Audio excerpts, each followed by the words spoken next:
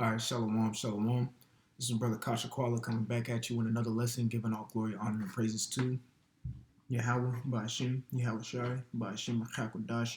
Double honors to the apostles and elders of Great Millstone who rule well. Peace, love, salutation to the elect 144 first fruit. Salaki, if you hear something in the background, it's my dog chewing on a bone. But I got this article right here. And I can't take credit for finding this article. I'm gonna give credit to the priest in my camp. His name is Tazayawan. He showed me this, and it says thousands of furloughed workers told to go back to work without pay.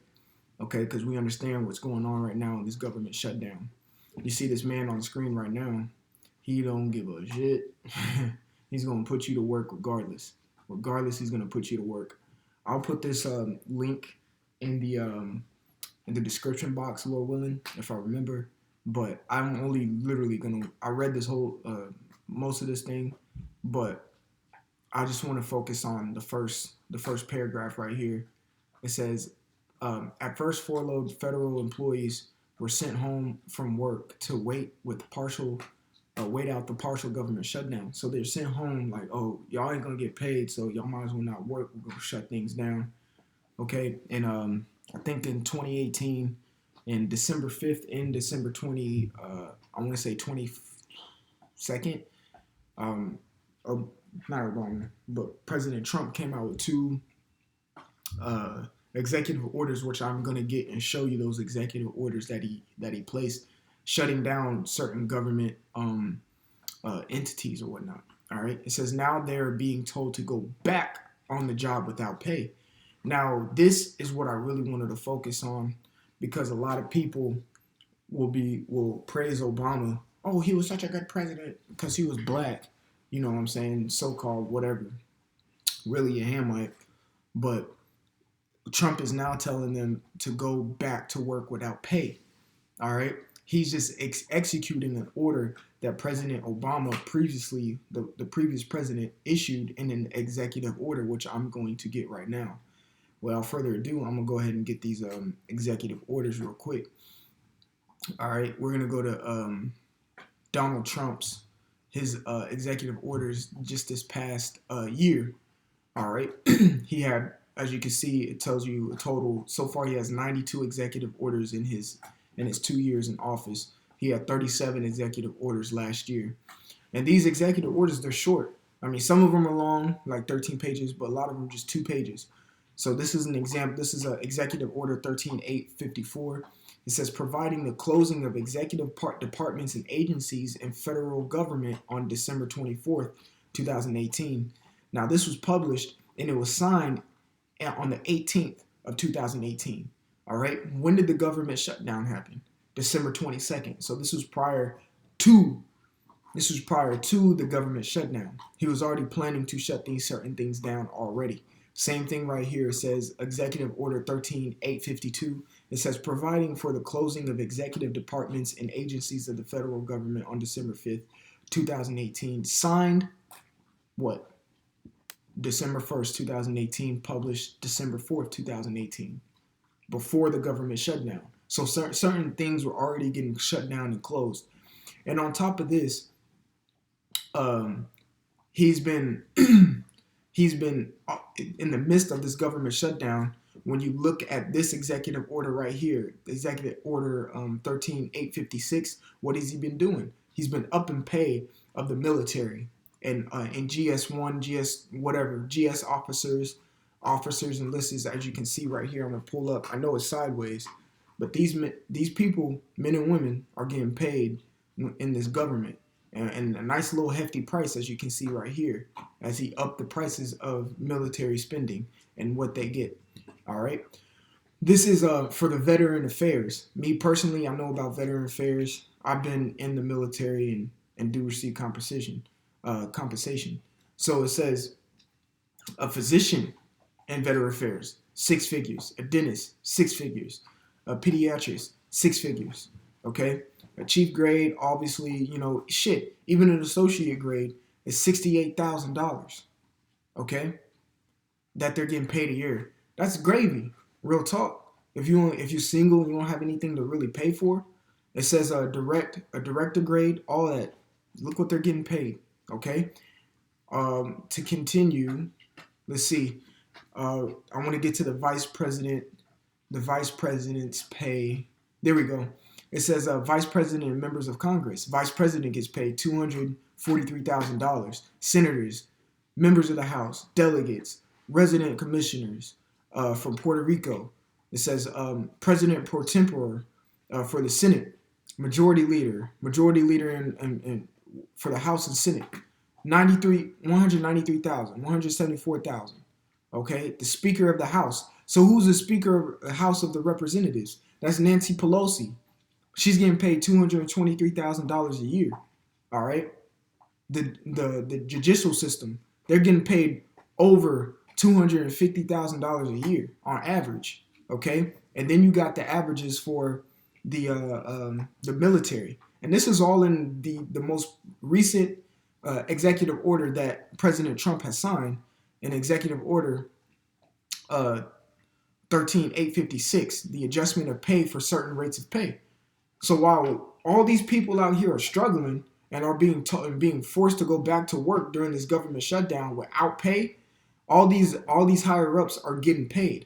Now I'm gonna show you what executive order President Trump is fulfilling that President Barack Obama issued. All right, so I'm gonna go to Executive Order 13605.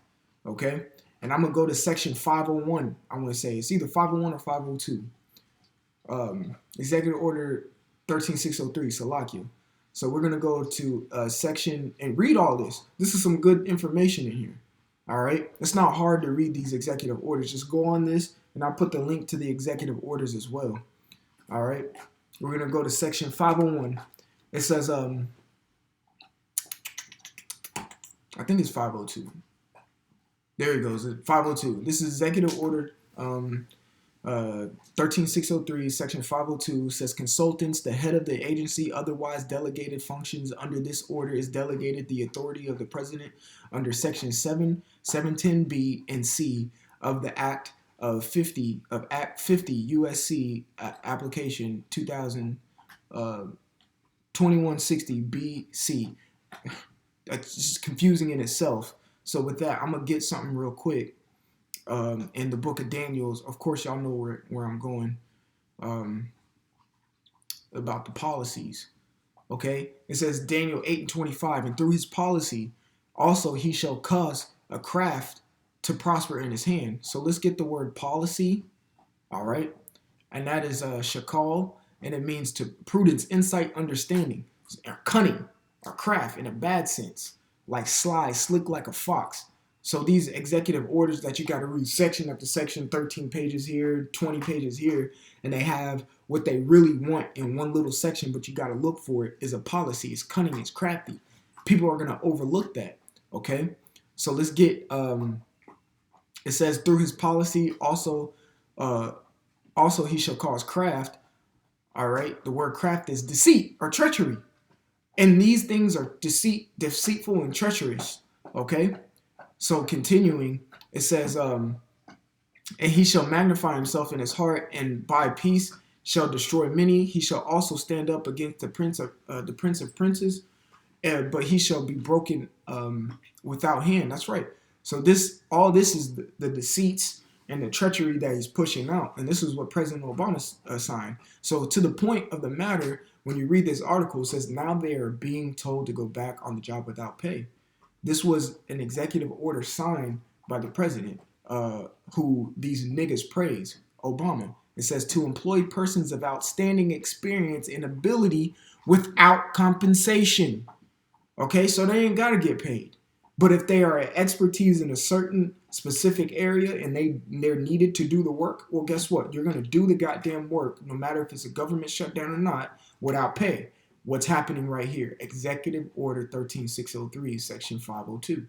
Simple as that. There are certain government officials and government workers that need to be working because they have a certain expertise and a certain outstanding work quality that they need to go back to work. The government needs them to do this specific work, whether or not they get paid or not. Okay, it says employ experts, consultants, or organizations. The authority delegated by the section may not be redelegated, so it cannot be renegotiated. This is what it is. If this needs to happen, it's going to happen. I'm gonna get one more thing in this, and this is section 601. This is a labor requirements. It's, again, signed by President Obama. Okay, I'm gonna show you his signature. It's not on there. Oh well. All right, that's 801, 701, 601. It says, Secretary of Labor, the Secretary of Labor, in coordination with the Secretary of Defense and the heads of other agencies are deemed appropriate by the Secretary of Labor shall collect and maintain data necessary to make a continuing appraisal of the nation's workforce needs for. Let me zoom in so I can read better.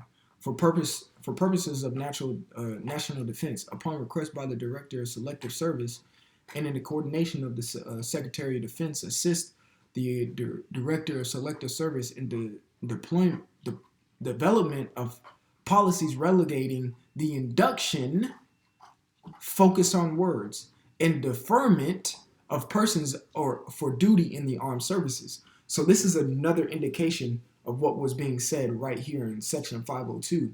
They just use different words like induction and deferment. This again is what? Making the military members in the military work regardless if the government is shut down and they're not getting paid. Simple as that. It's that simple. So let me hit some of the scriptures and I'm going to close it out. I'm going to get Exodus chapter 1 and 11 real quick. This is Exodus chapter 1 and 11.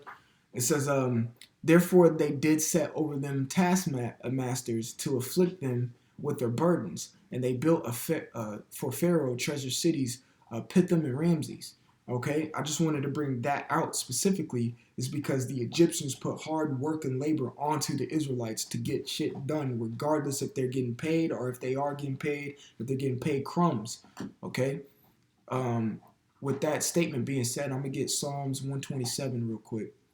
All right, this is Psalms 127 and 2. It said, "It is a vain for you to rise up early and sit up late to eat the bread of sorrows.